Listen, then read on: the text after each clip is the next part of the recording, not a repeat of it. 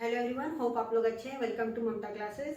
आज बेटा हम लोग इन्वेस्टमेंट फ्लक्चुएशन फंड या रिजर्व को डिटेल में समझेंगे। इस टॉपिक को हमने पिछले चैप्टर में भी आपको समझाया था। जो बच्चे मेरा पिछला चैप्टर का वीडियो नहीं देखे हैं, प्लीज पहले पिछले चैप्टर से रिलेटेड वीडियो देख लीजिए। वहां हमने इस टॉपिक को डिटेल में समझाया है और उससे रिलेटेड न्यूमेरिकल भी सॉल्व किया है। आज ये टॉपिक फिर से हम डिस्कस कर रहे हैं ताकि आपको रिकॉल हो जाए, लेकिन हम न्यूमेरिकल नहीं सॉल्व करेंगे आज, ओके? क्योंकि पिछला चैप्टर में तो हमने सब कुछ समझा ही दिया और न्यूमेरिकल भी सॉल्व किया है।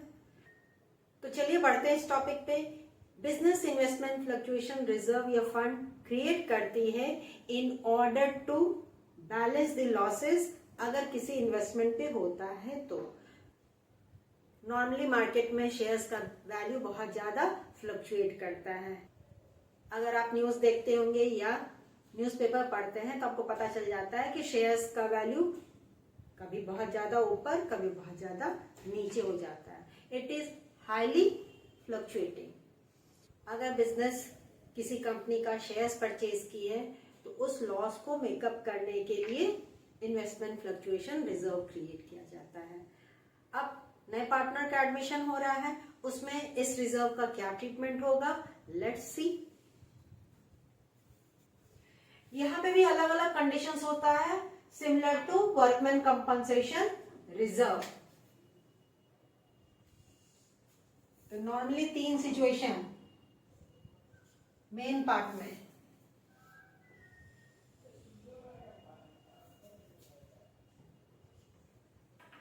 पहला case,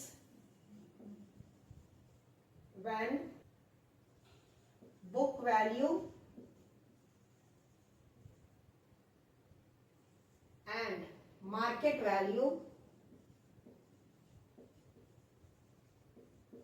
of investments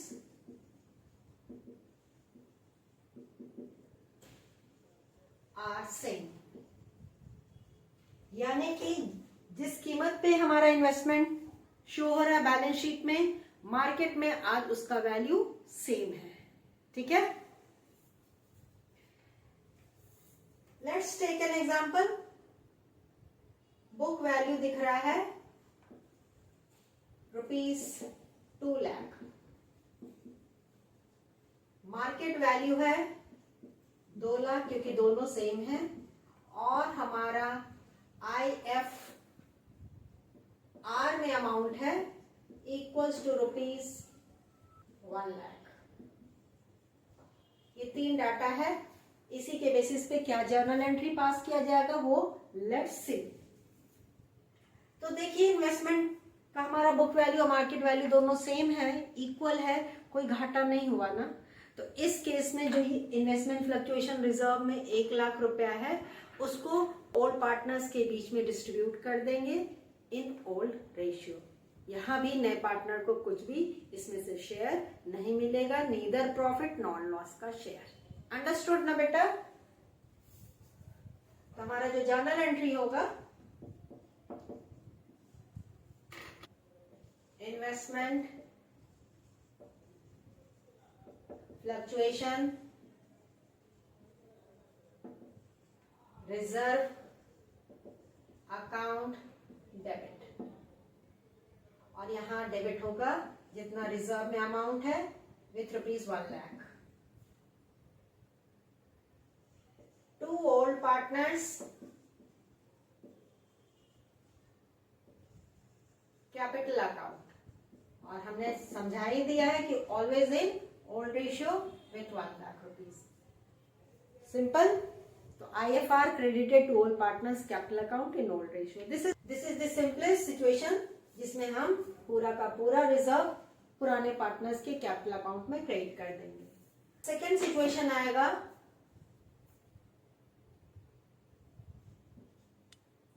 when market value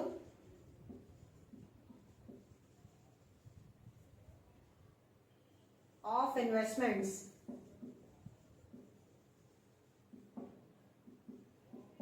is less than book value.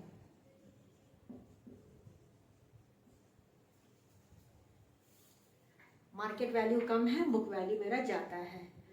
अब ये जो लॉस है ना, ये भी फर्दर 3 कैटेगरी में क्लासिफाई होगा। लेट्स सी क्या क्या होगा।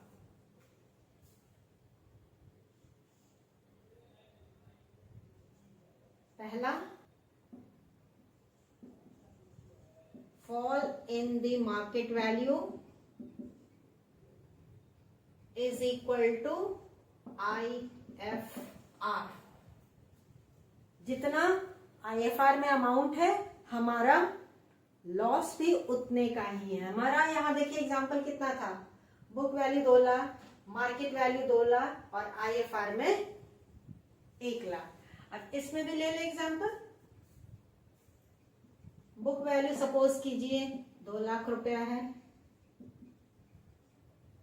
मार्केट वैल्यू 1 लाख और IFR में हमारा अमाउंट है 1 लाख रुपया। अब ये अमाउंट आप कहेंगे मैम कहाँ दिखेगा बैलेंस शीट में?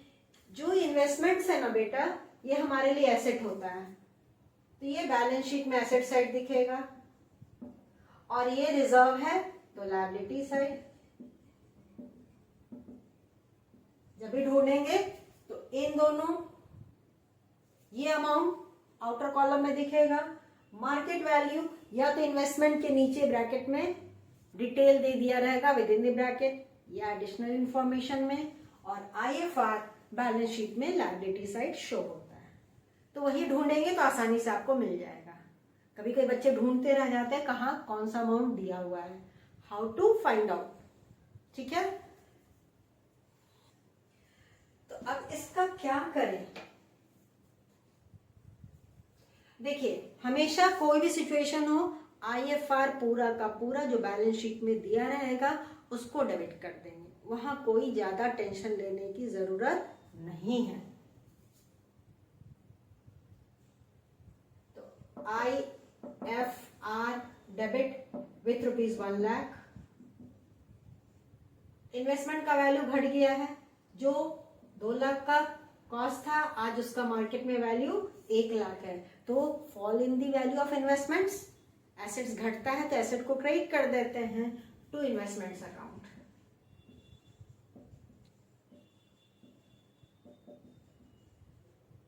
विथ ₹1 लाख, बस सिंपल, कुछ बचा ही नहीं, खत्म कहानी।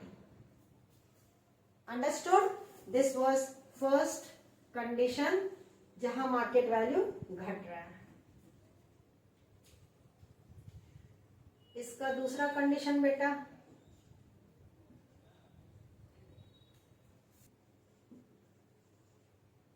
fall in the market value is, यहाँ is छूट गया है, लेस देन IFR। गिरावट तो हुई है, लेकिन जितना IFR में है उससे कम गिरावट आई है। अपन ले ले रहे हैं, बुक वैल्यू 2 लाख,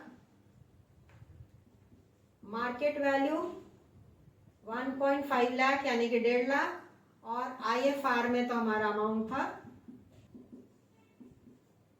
1 लाख। ये हमारा डाटा इस सिचुएशन के लिए हो गया।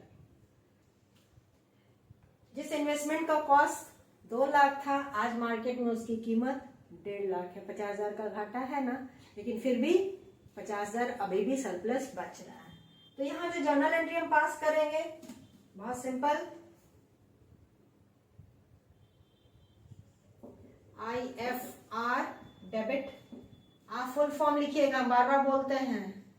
1 लाख से 50,000 से इन्वेस्टमेंट का लॉस हुआ तो to investments account,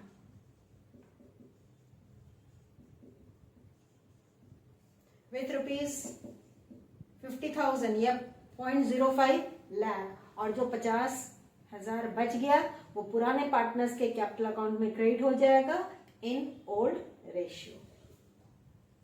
2 old partners,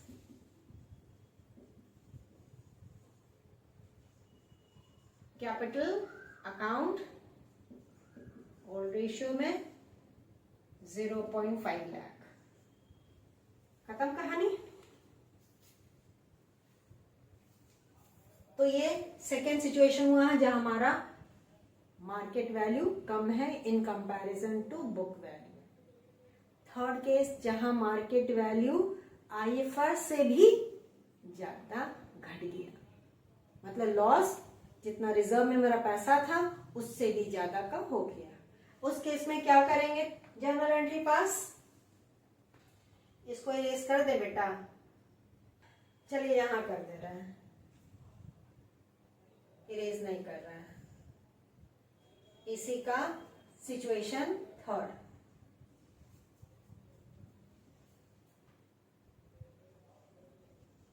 fall in the market value is more than IFR। Example लें।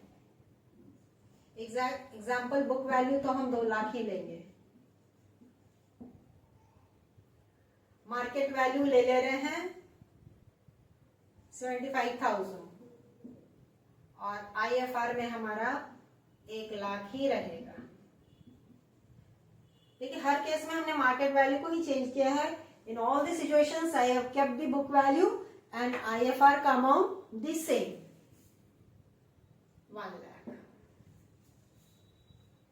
तो यहां पे पहला जर्नल एंट्री बेटा होगा IFR debit with ₹1 lakh. Market value हमारा 75,000 आ गया है। 2 लाख वाला घट के 75,000। कितना का लॉस है? 1,25,000 का, जबकि मेरे पास मात्र 1 लाख रुपया ही IFR में था। तो 25,000 कहीं से तो बोरो करना पड़ेगा ना। हम तो बोलते ही हैं कि बड़े भैया हमने रिवैल्यूएशन अकाउंट को खड़ा किया हुआ है, उन्हीं से बोरो करेंगे। तो 25,000 will be debited to revaluation account. Revaluation account debit with ₹25,000 and to investments account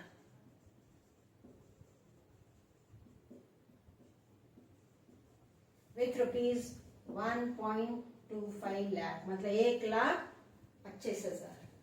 fall in the value of investments debited to IFR and revaluation account। अब रिवैल्यूएशन अकाउंट डेबिट हुआ है, ज्यादा घाटा हो गया है, तो this is the loss for the business. This loss will be debited to old partners capital account in old ratio। Second journal entry, old partners capital account debit with ₹25,000 old ratio में to revaluation account।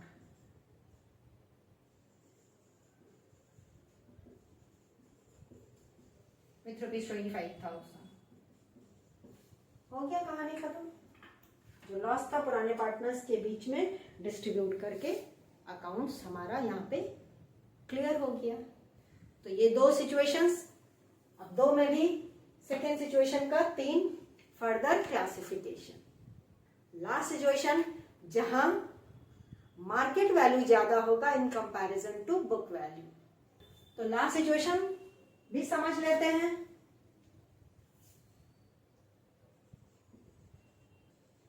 When market value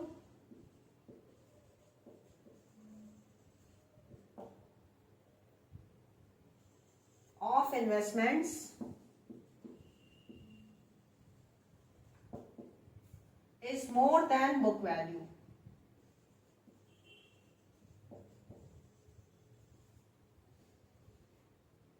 book value हमने लिया था बेटा, लिया था 2 लाख रुपया।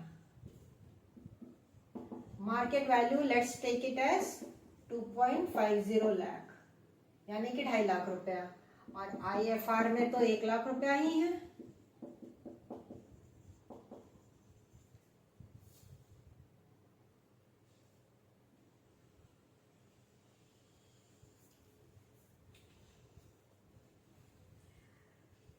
तो क्योंकि मार्केट वैल्यू बढ़ गया है पहले एसेट का वैल्यू बढ़ा दे रहे हैं।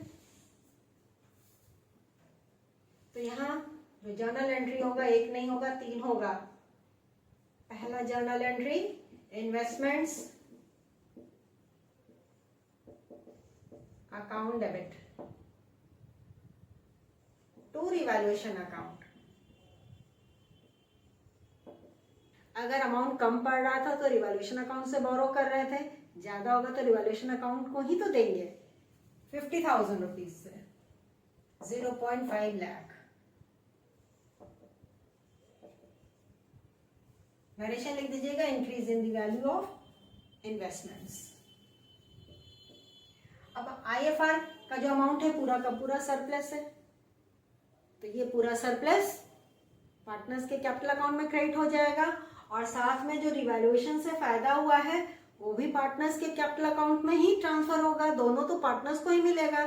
तो इस सिचुएशन में बेटा या तो आप 2 सेपरेट जर्नल एंट्री पास कीजिए, इसलिए हमने कहा था कि 3 एंट्रीज पास करेंगे, या कंबाइंड या कंपाउंड एंट्री पास कर सकते हैं। I will go for the compound entry, ठीक है, क्योंकि हम वहां पे एक बार ही कैलकुलेशन करना पड़ेगा। तो दूसरा जो जर्नल एंट्री होगा IFR debit with ₹1 lakh, revaluation account debit, थोड़ा सा इधर कर दें, 0.5 लाख एंड 2 old partners